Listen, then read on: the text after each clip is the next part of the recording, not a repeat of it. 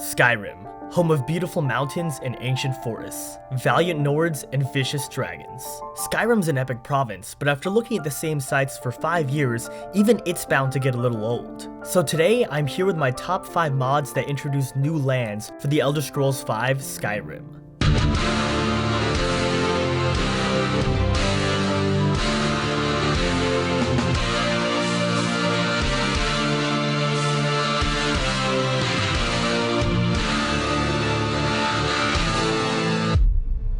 First up, we have an honorable mention in a mod called the Wheels of Lol. This is a quest and new land mod available for special edition on both Xbox One and PC. To start the mod, you need to first reach level 15 or above, and then go to any open city such as Dawnstar or Falkreath. Upon entering the city, a Dunmer named Millisecond Lavados will approach you and take you to a place called Stonehole Mine. Navigating through the mine can be a little tedious at times, so I've left a walkthrough down below in the description in case you're struggling. After reaching the bottom of the mine, you'll find yourself in the great clockwork city of Sothasil, once a member of the Tribunal and one of the living gods of Morrowind. The city itself is an incredible place, being home to mechanical contraptions of all kinds and a group called the Chronographers. The leader of the Chronographers is a being named Sentry Numenor, and speaking to him will start the expansion's main quest. Without spoiling too much about this mod, where this mod really excels is in its world building. Not only is Clockwork City a sight to see in itself, but Wheels of Lol is one of the few mods that dives deep into Elder Scrolls lore and actually does the lore justice. It also does an excellent job setting up the world space and explaining the lore, making it appropriate for both veterans and new players. No matter what type of background you're coming from, this mod is a must play. Number 5. Falskar. Falskar is a new land mod currently available only for vanilla Skyrim on PC. Rumor has it the mod author is currently investigating the possibility of porting it to special edition, but the mod is very large and complex, so it might be unlikely. To start the expansion, speak to a man named Shalimar in Riften, who will instruct you to enter Echo Deep Mine. Make your way through Echo Deep Mine and you'll find a dead body with an ancient lexicon on it. Place the lexicon atop a nearby pedestal and a portal to the land of Falskar will be opened. From here, your adventure in Falskar begins. Where Falskar really excels is in sheer size. The region itself is vast, at around 2 to 3 times the size of a normal Skyrim hold. There are, however, 2 relatively minor nitpicks I have with the expansion. First, the quests are definitely not bad, but they do lack depth in comparison to vanilla Skyrim. Second, the voice acting can be a little inconsistent and ruins immersion at times. But overall, these are minor issues in what's otherwise a highly recommended mod. Number 4. Forgotten City. Forgotten City is a quest and new land mod available for special edition on both Xbox One and PC. The DLC's story revolves around exploration of an ancient Dwemer city deep under Skyrim. To start out the DLC, simply reach level 5 or above and you'll be approached by a courier the next time you enter any city. Follow the note he gives you to a Dwemer ruin and you'll meet a woman called Cassia, who will ask you to enter the Forgotten City to rescue her brother. When you enter, the first thing you'll find is an old man hanging dead from a tree. As it turns out, the old man is Cassia's brother, and he's got an ominous message for the player. To whoever reads this, I am so sorry you had to find me like this. And worse, that you will share my fate. I have spent a lifetime in this place, going around and around in circles, searching for a way out. But there are only 2 choices. Death, or the door to the house on the lake. In the end, all I learned is that some things are worse than death.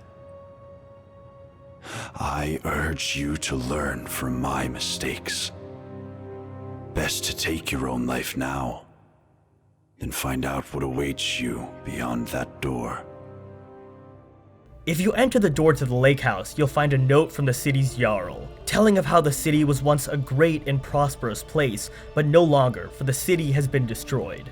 The Jarl asks you to go back in time and prevent the atrocity that befell the Forgotten City. After reading the note, a portal to the past will be created, sending you back to the golden age of the Forgotten City. It's now your task to explore the city and solve the mystery of its untimely demise. Personally, I'm not usually a huge fan of weird time paradoxes, but this is one of the few cases where it's executed very well and the story is excellent because of it. The mod also has a dark undertone that's a welcome contrast with Skyrim's base game. Overall, the professionalism, the polish, and the creativity are all off the charts when it comes to Forgotten City. Before moving on, a quick Elder Scrolls trivia break. Mundus, the mortal realm, is surrounded by Oblivion, which in turn is surrounded by Aetherius, the realm of magic. In the Elder Scrolls universe, the stars are actually holes in the plane of Oblivion through which the magic of Aetherius shines through. The sun is the largest hole in Oblivion and was made long ago by a being called Magnus. Number 3. Beyond Reach. Beyond Reach is a DLC-sized new land mod currently available only for vanilla Skyrim on PC. To start Beyond Reach, head to Markarth and speak to the Reach merchant right outside the town's entrance. He will take you to the new location. The world space of Beyond Reach is big, at around 3 times the size of a normal Skyrim hold. As part of East High Rock, it's a desolate place of rocky crags, grey skies, and other foreboding features. This may sound unappealing at first, but the mod's landscape actually comes together quite well and is really one of a kind. There are many interesting locations in the Reach, including a very cool city called Arnima that lies at the center of the map. Beyond Reach has a total of 28 quests, many of which involve all new factions introduced by the mod. These factions include the Witchmen, who resemble the Forsworn but are far worse, and Orsinium's Sons, who are a group of orcish invaders. So as I'm sure you can tell, there are a lot of things to do in this mod. The only real qualm I have with it is voice acting, which in my opinion was rather awful at times. But the mod's atmosphere, setting, and emphasis on exploration are so good, the voice acting is something I can overlook. Definitely give this mod a shot if you haven't already. Number 2. Dark End. Dark End is a new land mod inspired by Dark Souls. It's currently available only for vanilla Skyrim on PC. To start the expansion, make your way to Voyager's End, north of Winterhold. There you'll find a wrecked ship, and inside the ship is a portal to the island region of Phalos. From here, your objective is to explore Phalos, fight new enemies, and discover a set of ancient weapons with incredible power. I really cannot say enough good things about Dark End. The atmosphere and environments are superb, unlike any other mod I've seen. Phalos is a foreboding island that gives you this sense of loneliness that is oddly immersive and gratifying. The landscape is bleak, but incredible to look at, the enemies are ominous, and the general tone is dark. Darker than any other new land mod that I've played.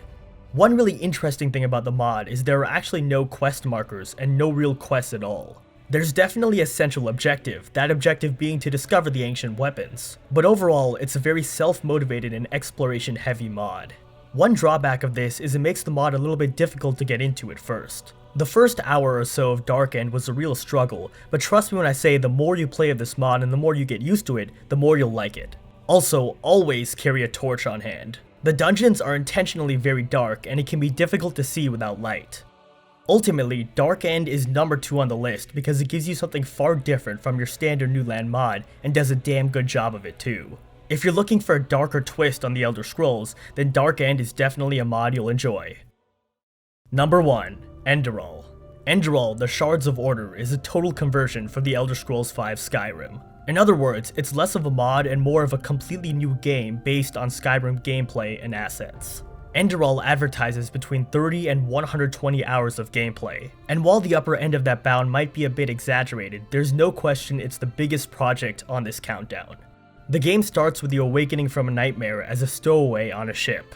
After being discovered by the captain, your companion Sirius is killed, and you're thrown overboard. Upon regaining consciousness, you'll have to make your way through an abandoned temple, and then you'll find yourself in Enderal.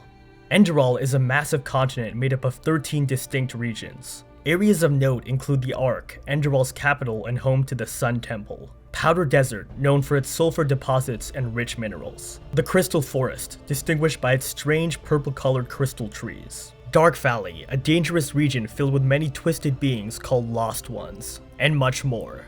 Enderal also excels in its story, which is advertised as a psychological narrative, and the game definitely delivers on its promise. The game strikes a dark tone right off the bat with an opening nightmare, and maintains this atmosphere throughout.